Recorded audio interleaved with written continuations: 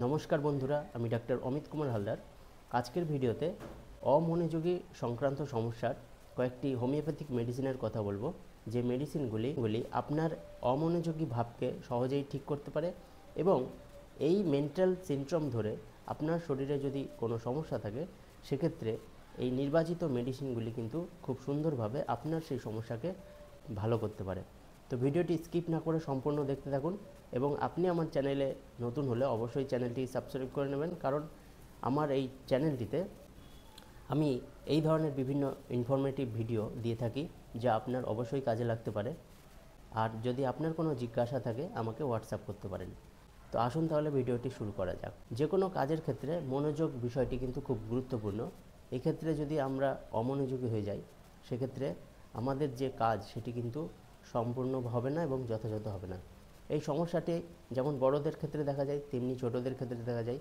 বড়রা অনেকে আছেন আলস্য প্রকৃতির, তারা কোনো কাজে মন দিয়ে করতে চায় না, তাদের সবসময় মনের মধ্যে একটা খামখেয়ালি ভাব থাকে, কোনো কাজকে ঠিকভাবে কমপ্লিট করতে পারে না বা কোনো কাজ করতে যেতে তারা ভয় করে, কারণ তারা মানসিকভাবে অত্যন্ত দুর্বল হয়ে যায়। যে আমাদের যে মস্তিষ্কের যে বিভিন্ন কোষগুলো আছে সেই কোষ কলায় অক্সিজেন বা রক্তরস বা বিভিন্ন মিনারেলের ঘাটতি ঘটে, তখন আমাদের এই মেন্টাল সিনড্রোমগুলো কিন্তু আসে। এই মেন্টাল সিনড্রোমের মধ্যে একটি সিনড্রোম হলো অমনোযোগী ভাব হওয়া।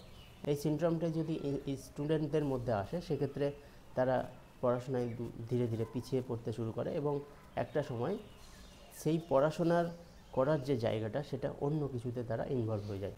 তো সেই ক্ষেত্রে আপনার মনোযোগ ফিরিয়ে আনার জন্য কয়েকটি আপনি হোমিওপ্যাথিক মেডিসিন ব্যবহার করতে পারেন। এই হোমিওপ্যাথিক মেডিসিনগুলি আপনি যদি আপনার এই মেন্টাল সিনড্রোম অনুযায়ী যদি ব্যবহার করেন সেক্ষেত্রে কিন্তু দারুণভাবে কাজ করে। এই সমস্যার প্রথম মেডিসিন অ্যানাকার্ডিয়াম। এই অ্যানাকার্ডিয়াম মেডিসিনটিকে আপনি 200 পাওয়ারে সপ্তাহে 2টি করে ডোজ, কয়েকটি ডোজ আপনি নিলে আপনার অমনোযোগী ভাবকে কিন্তু সহজেই কাটিয়ে তুলবে। তো এই অ্যানাকার্ডিয়ামে দেখা যায় যে অ্যানাকার্ডিয়ামের পেশেন্টদের একটা স্মৃতিশক্তি দুর্বলতা লক্ষ্য করা যায় এবং তারা খুব সহজেই যে কোনো কাজে বিরক্ত হয়, যে কোনো কিছুতে একটা বিরক্তি ভাব আসে। মূলত শিক্ষার্থীদের ক্ষেত্রে দেখা যায় তাদের একটা পরীক্ষা ভীতি লক্ষ্য করা যায়, যে কোনো পরীক্ষা এক্সামের ক্ষেত্রে তাদের একটা ভয় কাজ করে।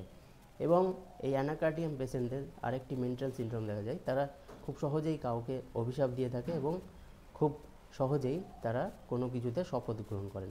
তো এই রকম মেন্টাল সিনড্রোমে আপনার যদি দেখা যায় যে অমনোযোগী ভাব আসছে এবং আপনার স্মৃতিশক্তিও দুর্বল হয়ে যাচ্ছে সেক্ষেত্রে অ্যানাকার্ডিয়াম মেডিসিনটি আপনি ব্যবহার করতে পারেন। পরের মেডিসিন কস্টিকাম। এই কস্টিকামও আপনি 200 পাওয়ারে সপ্তাহে 1টি করে ডোজ, আপনি কয়েকটি ডোজ নিলেই আপনার এই অমনোযোগী ভাবটি কিন্তু কমবে। এক্ষেত্রে মেন্টাল সিনড্রোমটি ম্যাচ হওয়া কিন্তু খুবই জরুরি। এই কস্টিকাম পেশেন্টদের দেখা যাবে যে দুঃখ বা আশাহত ব্যাপারটি তাদের জীবনের সঙ্গে জড়িত এবং তারা অনেক সময় দেখা যায় কোনো দুঃখ বা হঠাৎ কোনো মানসিক আবেগ থেকে তাদের অসুস্থতা তৈরি হয়। হঠাৎ কোনো সংবাদ শুনলো বা কোনো দুঃখ পেল, সেই অবস্থায় তারা অসুস্থ হয়ে যায়। তো এই রকম মেন্টাল সিনড্রোম থাকে। এই মেন্টাল সিনড্রোমের সাথে যদি তার এই অমনোযোগী ভাব আসে সেক্ষেত্রেই কস্টিকাম মেডিসিনটি নাম্বার 1 মেডিসিন হয়ে যায়।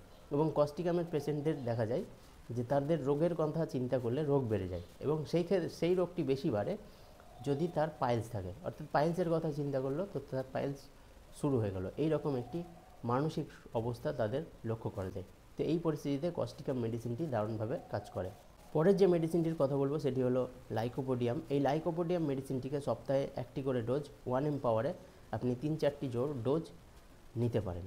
তো লাইকোপোডিয়ামে দেখা যাবে যে লাইকোপোডিয়ামের পেশেন্টদের স্মৃতিশক্তি দুর্বল হয়ে যায় এবং তারা নতুন কোনো কাজ করতে ইচ্ছা প্রকাশ করে না।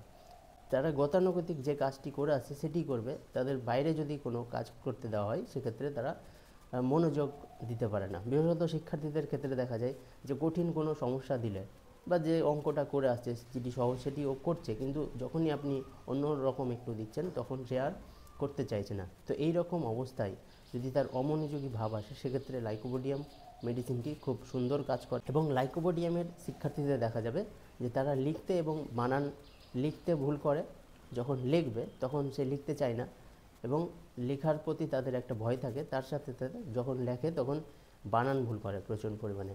তো এই মেন্টাল সিনড্রোমে যদি সে অমনোযোগী হয় সেক্ষেত্রে আপনি লাইকোপোডিয়াম দিতে পারেন। পরের যে মেডিসিনটির কথা বলবো সেটি হলো ফসফরাস। ফসফরাস মেডিসিনটি আপনি 200 পাওয়ারে সপ্তাহে 1টি করে ডোজ, 4-5টি ডোজ আপনি দিতে পারেন। ফসফরাসে দেখা যাবে যে তারা মানসিকভাবে দুর্বল হয়ে যায় এবং ফসফরাসের পেশেন্টরা মানসিকভাবে প্রচুর পরিমাণে ক্লান্তি অনুভব করে। কোনো পরিশ্রম সংক্রান্ত কাজ, যে পরিশ্রমগুলো মানসিক পরিশ্রম, সেই মানসিক পরিশ্রম সংক্রান্ত কাজগুলি তারা করতে পারে না এবং তারা খুব সহজেই বিরক্ত হয় এই কারণে। তো এই পরিস্থিতির ওপর নির্ভর করে যদি আপনার অমনোযোগী সমস্যাটি আসে সেক্ষেত্রে এই ফসফরাস মেডিসিনটি আপনি ব্যবহার করতে পারেন। পরের যে মেডিসিনটির কথা বলবো সেটি হলো জিঙ্কাম মেটালিকাম। এই জিঙ্কাম মেটালিকাম মেডিসিনটি 30 পাওয়ারে দিনে 2 বার 2 ফোঁটা মেডিসিন আপনি কিছুদিনের জন্য ব্যবহার করতে পারেন। জিঙ্কাম মেটালিকামের পেশেন্টদেরও একটা মানসিক দুর্বলতা লক্ষ্য করা যায়। এই জিঙ্কামের পেশেন্টরা একটু কম বুদ্ধি সম্পন্ন হতে শুরু করে আস্তে আস্তে। এই রকম মানসিক অবস্থার পাশাপাশি যদি আপনার অমনোযোগী সমস্যাটি আসে সেক্ষেত্রে আপনি এই জিঙ্কাম মেটালিকাম মেডিসিনটি ব্যবহার করতে পারেন। আপনার এই অমনোযোগী সমস্যার ক্ষেত্রে আপনার সবকটি মেডিসিন নেওয়ার দরকার নেই, যে মেডিসিনটি আপনার সিনড্রোমের সাথে ম্যাচ হবে সেই মেডিসিনটি আপনি গ্রহণ করবেন।